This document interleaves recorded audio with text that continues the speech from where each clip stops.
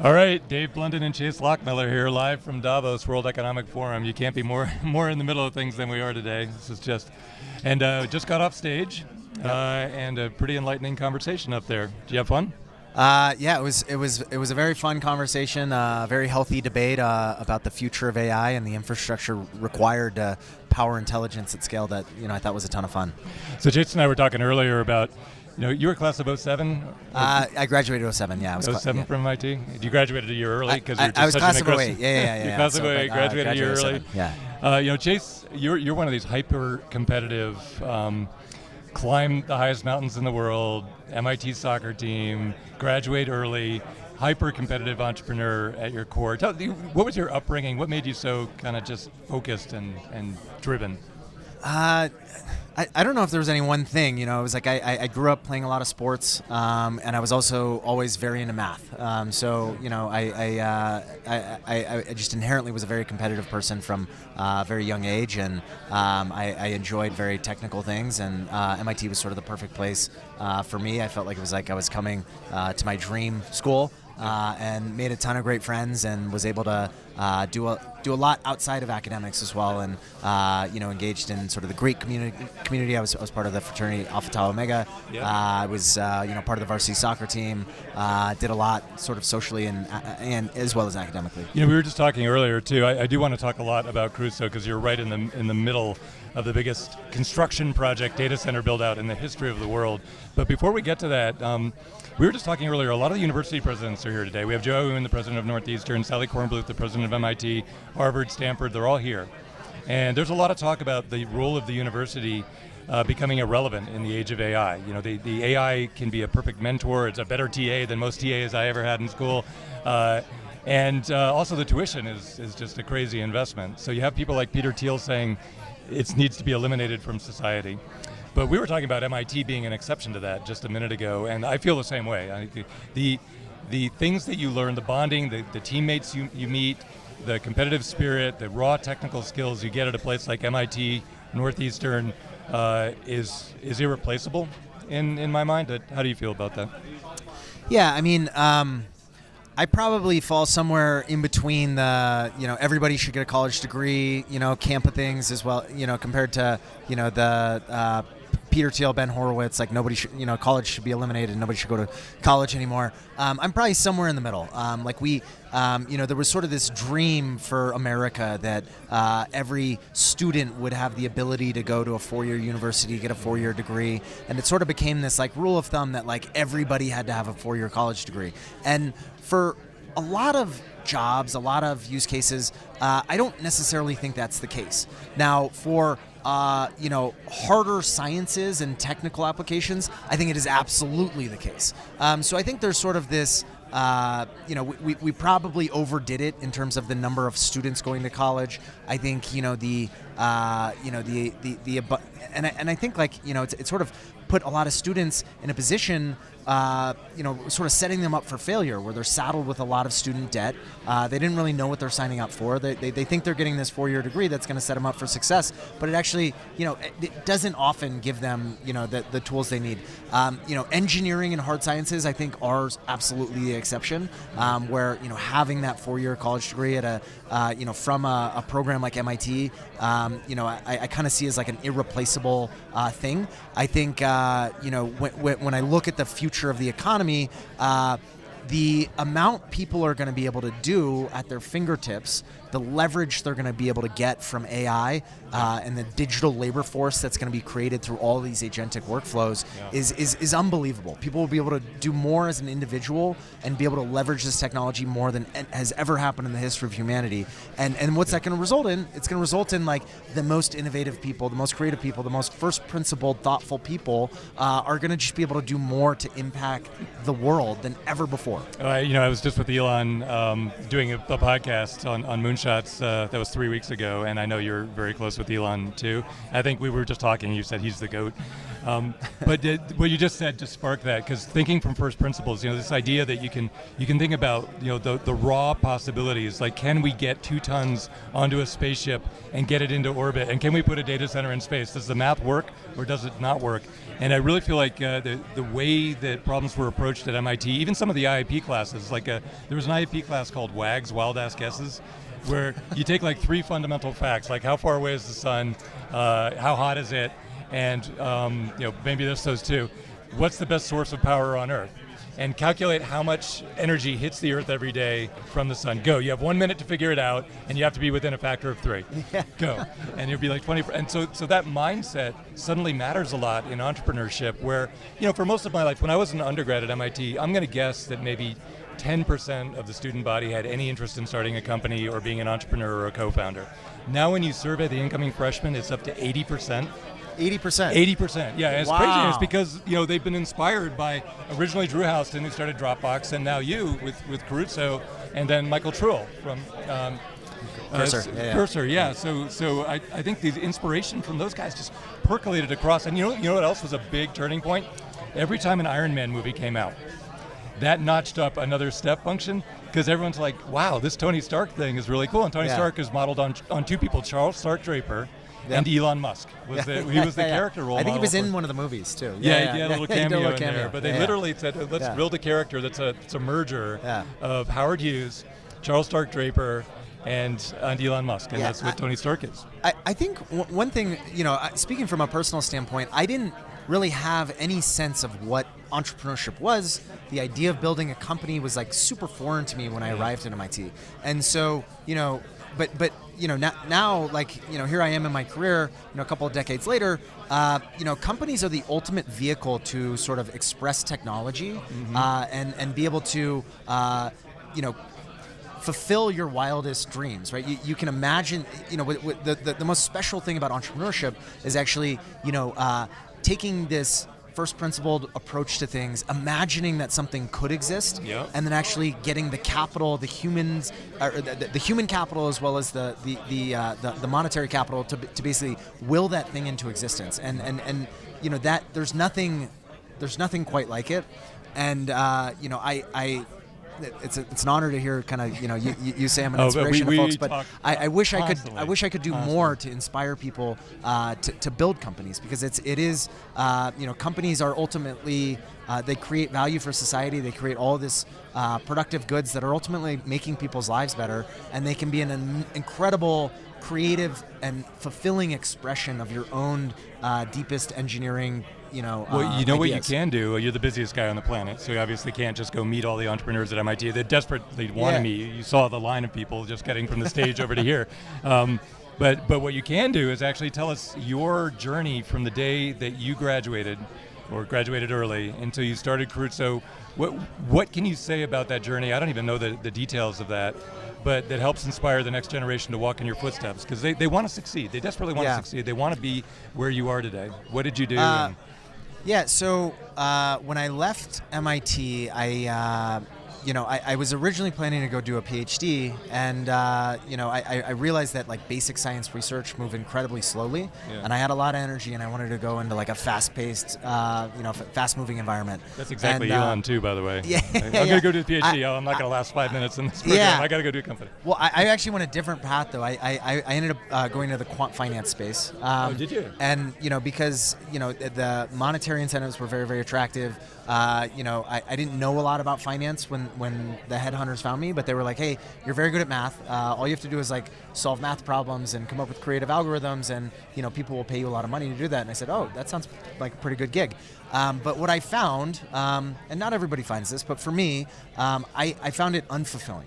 So I spent about a decade doing it, and I got to work on really cool, hard problems with really smart people. I got paid a lot of money, but I found it, at the end of it, I really felt unfulfilled by what I was working on, the problems I was solving, and how they were influencing the world. Yeah. I do think efficient markets are one of the most important things to exist. I just felt like in the quant finance space, you're so abstracted from like real value creation. It just Let me drill I in on found it this, to be 'cause, unfulfilling. about half the graduating class, like the quants are advertising on Lex Friedman constantly, Yeah. and they've got really good data, so they're just going after. They're going to find people just like you, top math people at MIT, and target the heck out of you now. And about half the class is considering it, but you just walked by the Orn team, their financing did, and Wayne Nelms was actually a quant trader too, and he had the exact same story you did. It's just, it's not fulfilling. You're not building. You're not creating. But also economically, you get paid a ton doing that. Yep. But it doesn't compare even close to what you've achieved. so yeah. Well, this is true. There's there's definitely asymmetric upside to entrepreneurship, but that's not why you do it. It's the reason you do it is it's the most fulfilling thing ever, right? Yeah. You sink your blood, sweat, and tears. All of your waking hours are sort of dedicated towards willing something into existence, and then orchestrating the people and getting the resources, the engineering, the research, the innovators that are going to help you get there. Yeah.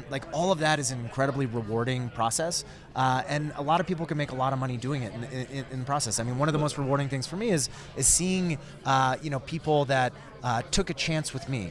Yeah.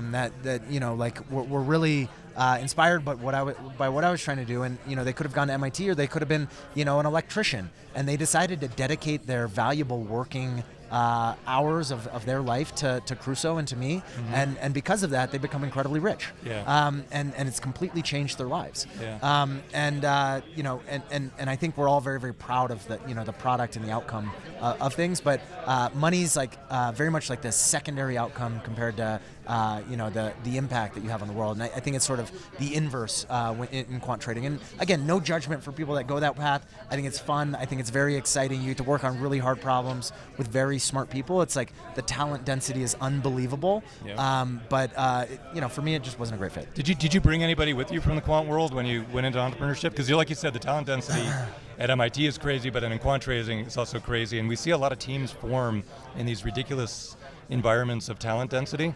On the other hand, prying somebody out of quant trading's got to be pretty hard. So did you take anybody on your journey?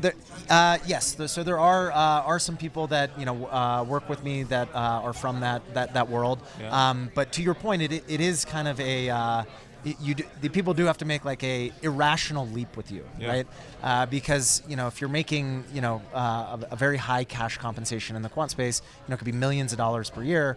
It's almost like there's almost nothing that you could present them that's like, hey, you have to believe that this thing's going to 10x, Yeah. and then you'll make more money. But unless that happens, you're going to be maybe economically worse off. But you have to, first and foremost, you have to be excited about the work and thrilled about the mission, Yeah. beyond sort of the financial outcomes. And whatever. Well, talking to Joe Aoun, the president of Northeastern last night, because he's in our complex and a good friend. And one thing we were talking about is the fact that a lot of entrepreneurship today is moving to big investment infrastructure. And for a long time it was all very thin enterprise software, not capital intensive. Raised a seed round, but you didn't need $500 billion. You needed something small, and then you tried to get to profitability. And then the internet was like that too. Now it's really clear that a lot of what we're doing in the world is massive infrastructure, whether it's spaceships, whether it's data centers, whether it's nuclear fusion. I mean, this is big stuff. And if I look across the MIT alums that are inspiring the next generation, you're actually the one and only that's in the massive capital raising management world. And so you started with probably a small investor, maybe a couple of seed investors. I know you're working with Valor. Yes, Valor is one of our largest shareholders. Yeah. And were they there on day one on seed day, or how they did that came work? in shortly after our Series A, so who was pretty Series A? early. Series A was a group called Bain Capital Ventures, and an independent group called KCK. But there were a handful of other people that sort of invested at that point, including Founders Fund was one of our big supporters from the seed. So Founders Fund was seed Series A, and Series B, C, D, E. So, we've had a lot of great support from different capital providers. But to your point, I do think that we are living through this engineering renaissance. I mean, there are unbelievably ambitious engineering projects that are no longer just computer science problems, right? When you look at things like AI infrastructure, they tap into the most advanced developments, the pinnacle of human achievement across every sector, right? Yeah. It's not just like, you look at the silicon industry and the hardware space, you look at the electrical engineering space and the opportunities to actually reinvent and reimagine the way electrical systems go into powering gigawatts of infrastructure. Yeah. So there's a lot of investment that's taking place in things like power electronics and ways of actually updating these systems that are 100-plus-year-old systems that we've just sort of taken for granted that they are the way they are. There's way more efficient ways to do things. On the cooling side, all the chemical engineering and all of the thermal heat transfer and management of the heat systems. There's a lot of advances that are taking place there. Material science that is going to drive new materials and new chemicals that are going to laying down single atoms. That's going to be a real thing. Exactly. So it really is like this combination of all sorts of engineering disciplines, and I think it's an incredibly exciting moment because there's capital behind it, and there's an incredible amount of ambition towards re-architecting many different new fundamental infrastructure challenges. Is there any specific, like if you look at your capital raising on PitchBook, the numbers get really big really, really quickly. Is there any specific place to go, people you need to know, ecosystem that you would recommend? Have you grown out of the venture community, by the way? I mean, the numbers are so staggeringly big now. Does it even? We work with a we're lot in the of World Economic Forum. Are you talking to sovereign wealth funds? Of course, yeah. So we work with a number of sovereign wealth funds. Mubadala was a very large supporter of us in the most recent round of financing, co-leading it with Valor.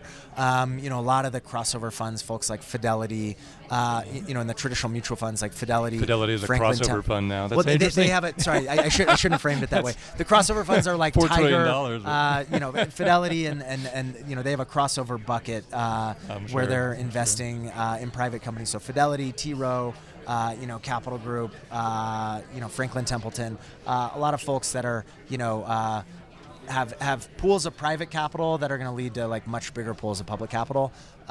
So I think we're just dealing with sort of the largest pools of capital in the world to make this infrastructure happen. Yeah, there's no analogy for what's going on right now other than a very weak analogy, which is when the internet exploded. And I remember very clearly, you were probably a kid at the time, but a lot of people were predicting that technology and IT could only get to 7% of GDP because corporate IT budgets were no more than 7%.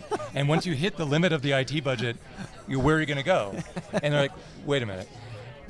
Something has to break. Yeah. And what broke is that Amazon just worked around the legacy retailers, and E-Trade worked around the legacy banks, and eBay just worked around legacy. And so everybody bypassed the legacy. Yep. So now what's going on with AI is orders of magnitude bigger than anything we've seen before. And all of this infrastructure, all these massively large-scale projects are suddenly possible. And like you said, in all areas concurrently. You've got medical research going on with space travel, going on with energy and nuclear fusion. All these things are enabled by AI concurrently in parallel. Yes. And so there's never been a moment in time like this, and it's going to be capital intensive in a lot of areas, and the payback is going to be enormous for society. Absolutely. I think what we're seeing is unbelievable. Like I feel like I'm witnessing magic every single day. To give an example, Anthropic just released this project or this product called Claude Cowork. And they're very famous for having Claude Code, which really helps software engineers with write software through AI. And software is a verifiable process, which has led to a tremendous amount of adoption of AI in sort of code generation. Right. But people have. I think certain people have like limited adoption within, other use cases within, white collar workforce. Claude basically, or the team at Anthropic wrote the entire software stack using Claude Code for Cowork. They did it in roughly, the rumor I heard was 10 days. So basically, I believe it. The amount of product velocity, if you were to do this with human engineers, this probably would have been like a year plus long process with a whole giant team of engineers. Yeah. They were able to drive massive product acceleration, massive product velocity with this digital labor force Yep. of agents that were writing code and producing these things that ultimately are going to be used for more work automation and more digital labor force that are going to drive more automation within the workforce. And just this velocity and this cycle, it's unbelievable. I got to ask you about moment to this exist. actually, because this is a great topic, because everybody's predicting the unicorn with one employee is going to come soon.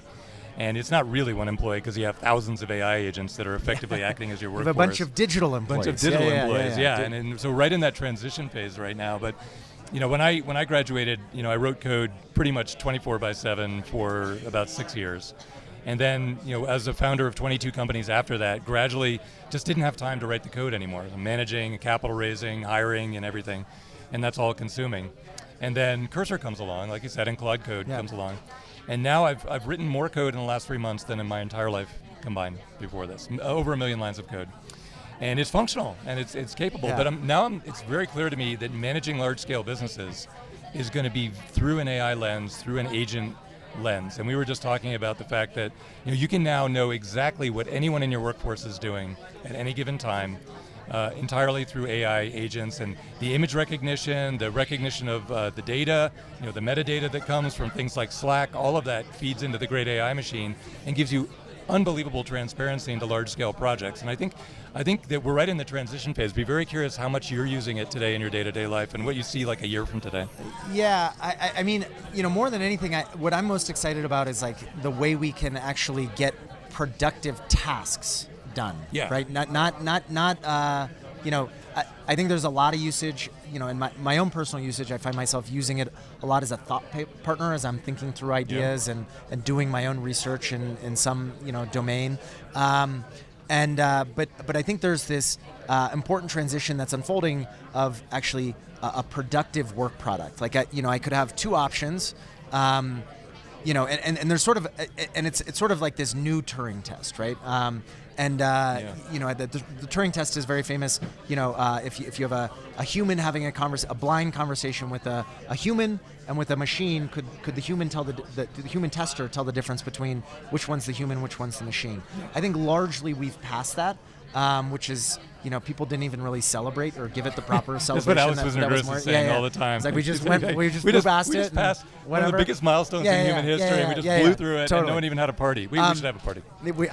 Yes, absolutely. We'll do it in Abilene. But I think there's this new type of Turing test, which is that something like if I had a task, right?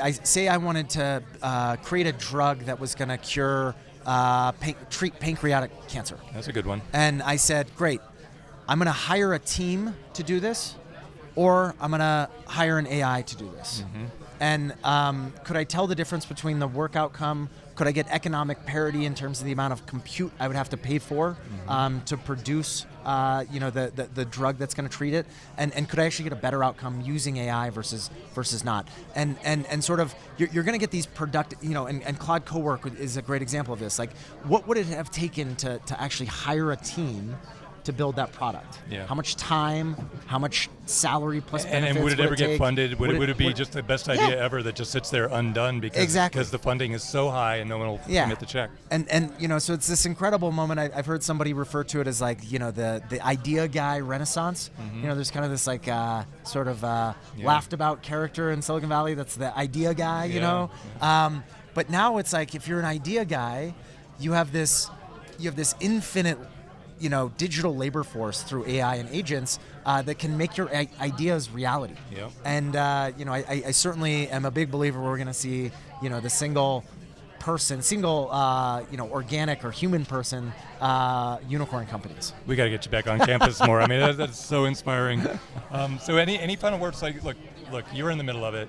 You're the guy that's the role model for a whole generation that you haven't met yet. I'm sure they'll all show up, and because they're lined up to trying to meet you. But any final word? It's been an absolute pleasure to spend this time with you. I mean, the opportunities are endless, and it really just takes ambitious people with good ideas and the willingness to work hard and solve problems that they don't, that aren't even clear today. and just having that willingness to grind through very difficult challenges and come up with creative solutions. And the world's going to be better off as the result of everybody going down that path. Awesome, man. Yeah. You are the GOAT. Thanks for doing this. It's so cool. All right. All right.